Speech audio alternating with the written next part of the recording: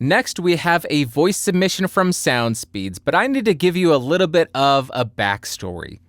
Alan is not the biggest fan of 32-bit floating point. I am pretty sure he thinks it's mostly useless. Set your gain appropriately, you'll be fine. So after I started talking about 32-bit floating point, because I was testing out the Rode NT1 and playing around with it, he decided to troll me.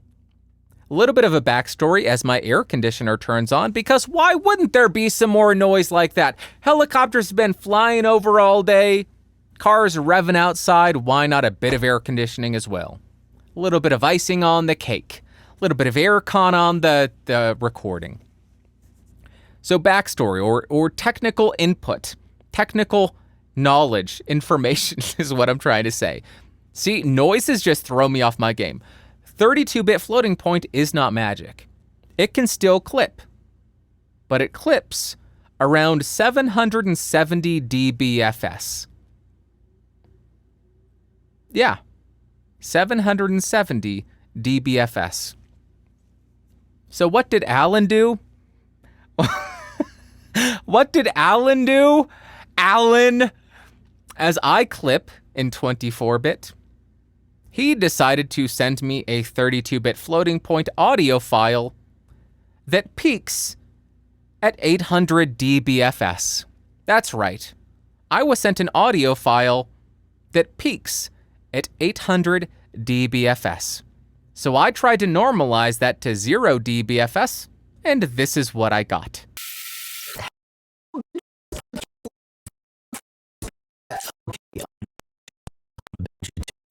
This thing or something. I have to admit, it sounds very cool, very robotic, very futuristic. I could use that to do some kind of sound design, some kind of robotic sound design. I don't know. You could do something cool with that sound. The reason it still sounds like that, if it peaks at 800 dB and you clip 32-bit floating point at 770 dB, that's like clipping 24-bit audio at plus 30 dBFS.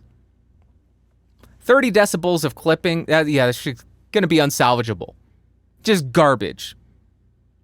So thanks a lot, Alan. Really appreciate it. Freaking 800 dBFS, you're a monster. And if you want to hear what he actually sent in, here is the actual 24-bit audio that he didn't boost 800 decibels. What a jerk.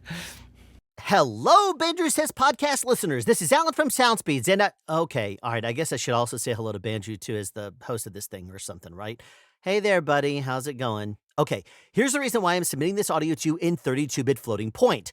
A lot of people talk about 32-bit floating point as the messiah for being able to declip any audio, but there is a limitation. If you happen to record your audio at a level of at least 770 dB, then there is no going back from that. You are going to clip your audio. Now, who in the world would do that? Me.